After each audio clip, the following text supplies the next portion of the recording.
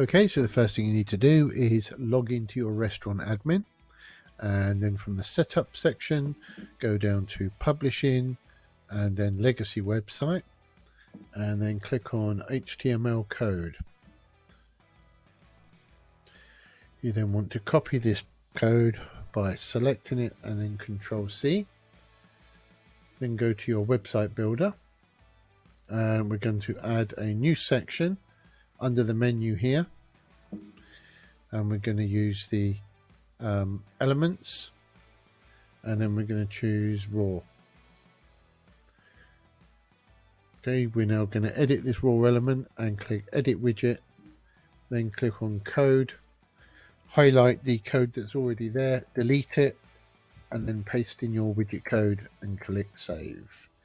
That's it. That's all it takes to insert the menu. If you want to edit the look and feel of the buttons, you can do that in here. You can add your own CSS, you can add your additional spacing, whatever kind of layout you need. If you want to add to another section of the website, let's say we want to down here, you just click in the general area that you want to add it, and then we go to add a element, and we're going to add a widget here. Okay, it's going to be a custom widget, and we're going to edit the code.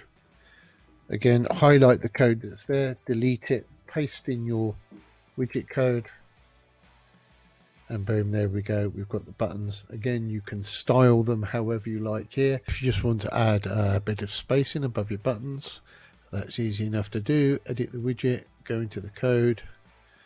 Just above here, we can put in a div with a padding of 20. Click save. That adds a bit of space above the buttons.